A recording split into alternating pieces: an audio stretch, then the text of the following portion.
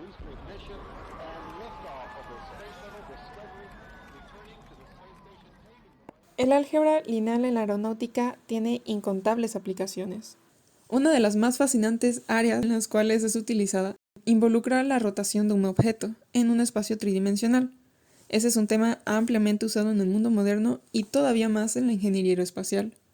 Un uso específico que se le da, o hasta hace no mucho se le hacía, era en los transbordadores espaciales. Los transbordadores espaciales eran vehículos de vuelo espacial para humanos parcialmente reutilizables. Fueron utilizados por la NASA entre 1981 y 2011. El transbordador, una vez ensamblado, se lanzaba verticalmente como un cohete convencional. Pero al ver los despegues de este o de cualquier otro cohete, podemos preguntarnos cómo es que semejantes objetos son estables y son manipulados en sus tres dimensiones. Para contestar esta pregunta necesitamos dos conceptos. Primero, debemos definir un sistema coordinado para nuestro objeto y después debemos poder rotar nuestro objeto con respecto a los tres ejes de nuestro sistema. Esto requiere el uso de una matriz de rotación de 3×3. La rotación en este caso es una transformación lineal. Vamos a verlo. Para conocer las matrices de rotación, primero usamos la matriz identidad que contiene los vectores de la base canónica. Nuestra matriz de rotación entonces está definida por la rotación de cada uno de estos vectores. El ejemplo explicado a continuación es rotar un vector alrededor de x, pero exactamente ¿qué es esto? Si tenemos un vector en R3 con las entradas x, y y z y queremos rotarlo sobre el eje x, entonces x no cambia su posición, pero y y z sí lo hacen. Al rotar el primer vector, que es 1, 0, 0, sobre el eje x, no hay ningún cambio porque prácticamente el vector es el mismo eje.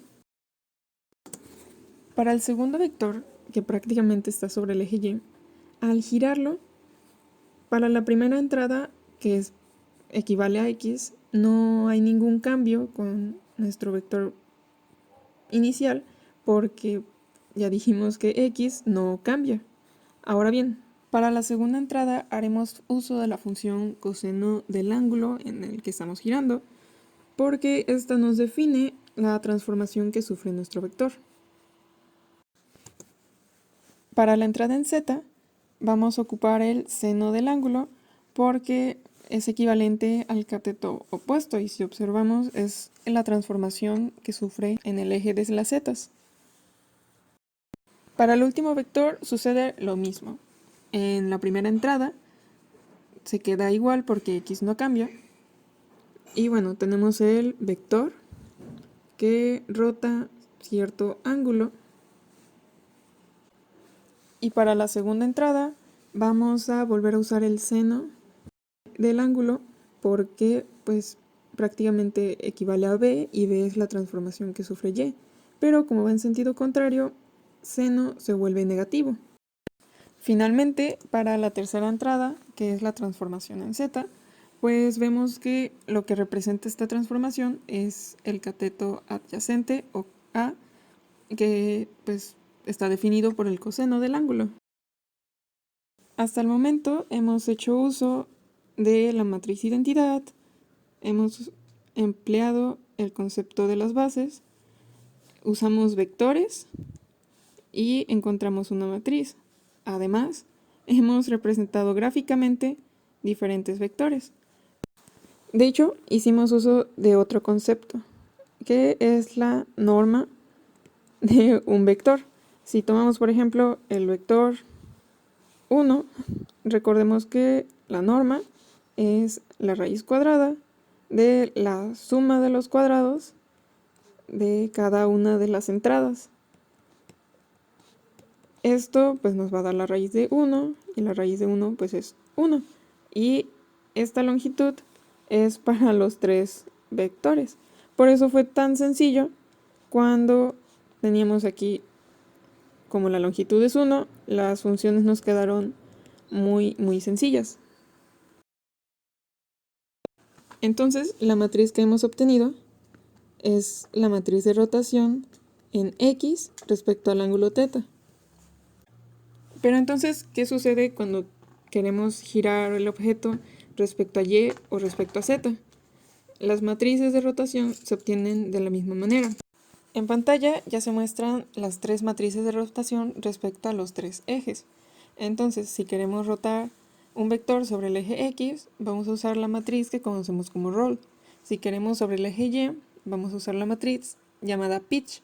Y si es sobre el eje Z, vamos a usar la matriz llamada yaw. Esos nombres ya han sido definidos porque en realidad son matrices muy usadas.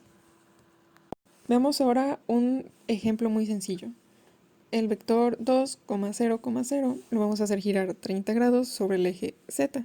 Para eso vamos a usar la matriz de rotación yaw que acabamos de ver y de una vez sustituimos el ángulo beta, que es de 30 grados. Sustituimos el ángulo en todas las entradas donde haya una aparición de beta. Y para hacer girar el vector, tenemos que multiplicar la matriz por el vector. En este orden, las matrices sí pueden multiplicarse porque nuestra matriz de rotación es de 3 por 3 y nuestro vector es un vector columna, una matriz de 3 por 1. Nuestro resultado va a ser un vector columna de 3 por 1. Vamos a hacer las operaciones que ya conocemos y en el primer renglón o en la primera entrada nos queda simplemente 2 veces el coseno de 30 grados. Para el segundo renglón, la entrada es de 2 veces el seno de 30 grados y la tercera entrada es 0. Entonces, este resultado nos muestra la posición final de nuestro vector después de haber sido rotado. Graficando esto en GeoGebra, tenemos aquí el vector 2, 0, 0 y este es el eje Z. Entonces, lo que vamos a hacer es rotarlo 30 grados con respecto al eje Z en sentido antihorario porque así es como funcionan estas matrices. Y pues ahí vemos el vector que se generó. Entonces vemos que en X es 2 seno de 30. No hay forma muy exacta de verlo ahorita, pero vemos que sí hay un cambio. Vemos el cambio en Y, que también hay, que es la línea verde. Y entonces en Z no se supone que sigue en el punto 0 y pues efectivamente no hubo un cambio en Z. Así que estas matrices nos ayudan a definir cuál va a ser la posición final de la rotación de un vector. Ahora bien, si por ejemplo queremos rotar en X y después en Y, entonces lo único que se hace pues es ir acumulando las multiplicaciones de cada matriz de rotación según cuánto se quiera rotar y el vector que se vaya a rotar. Entonces, sabiendo esto, los cohetes como los transbordadores espaciales han usado sistemas coordinados sobre sí mismos para poder rotar o predecir las rotaciones necesarias para poder ser estables. Tal vez sea evidente, pero es necesario confirmar que los ejercicios y ejemplos mostrados en este video son muy sencillos en comparación con problemas de la vida real, los cuales involucran casos mucho más complejos.